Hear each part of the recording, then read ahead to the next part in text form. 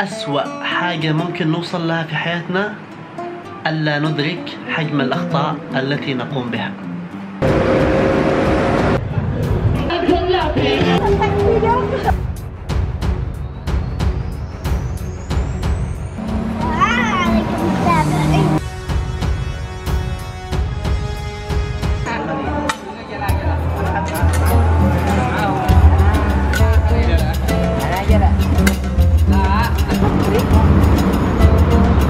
صور فيديو اطلعوا صور فيديو خلصوا.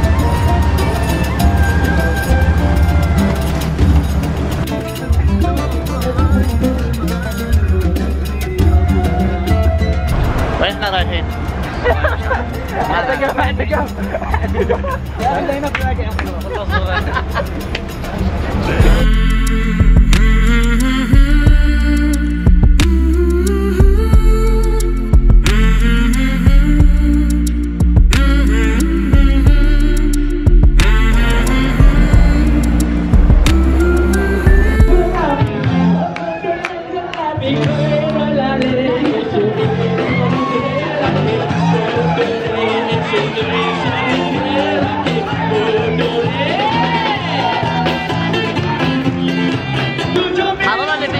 يوميا الى الساعه تقريبا 1 2 ما يسكتوش، يجلسوا يغنوا ويرقصوا طول الليل.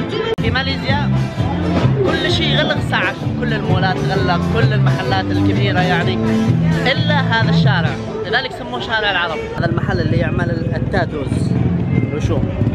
And how much? We have 10 ringgit, 15 and 20. Wash me glass sport. وهذه اللي تعمل الحنة.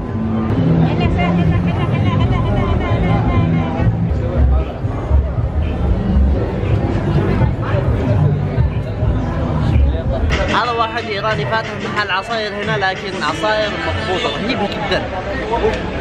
وهذا عبود.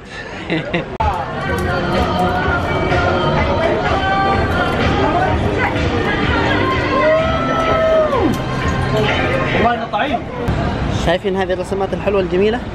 حبيبي والله it's very nice. من أكثر الأشياء اللي مشهورة في هنا اللي يرسموا. كما ابو تميم ما قابلش الفرصه ان انا اتكلم، بس يعني اوكي الان معك الفرصه، ايش كنت بتقول؟ انه شارع العرب يعني من اجمل وافضل شوارع ماليزيا. هذه من الاماكن اللي تحصلها دائما مزدحمه، كلها حاجات لخبطه.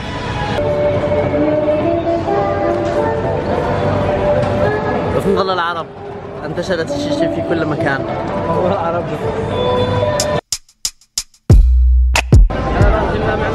هذا أشهر مكان يعمل شاورما، الصديق وحلب.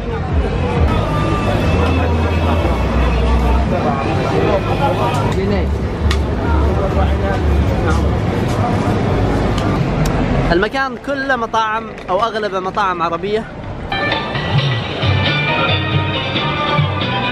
وانت قازع في الشارع يجي لك واحد عمره 95 سنة، أول شيء يموت يعني، ما عاد إلا واقف هكذا. تقول هذا مسكين شكله بسيط، تشتري تدفع له 10 رينجت ولا 5 رينجت على اساس صدقه. تجي له يقول لك ما يشتيهاش، ايش معك؟ يقول لك معي بنات، تشتري بنات؟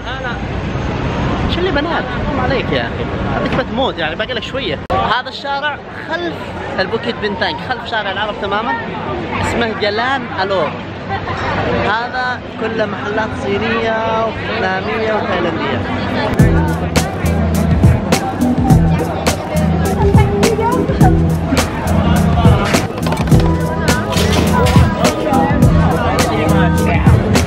شايف هذه مجموعة من الأكلات الرهيبة اللي يعملوها لك مشاوي، باربيكيو،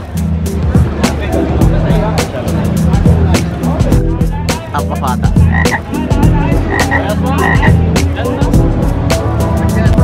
مأكولات بحرية.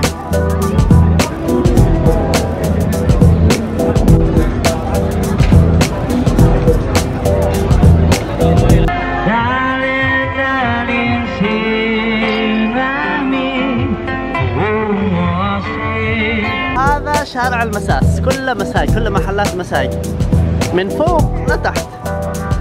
مساس مساس مساس، تاج مفتوح للناس كلهم تشوف اللي بيتمسكوا داخل. رمز لما تشوفي في محل تعرف انه محل مساج. معاهم انتخابات في ماليزيا، رمز لواحدة من الأحزاب.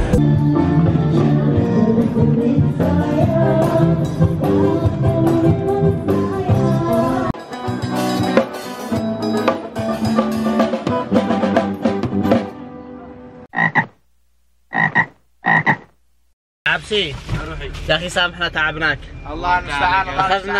اخذنا من وقتكم الكثير يعني. تعبك راحة ابو تميم. فدالكم. مش نزلنا احنا باليد. ضروري يجي لنا. نمشي وجودك يا ابو تميم. امام فدالك.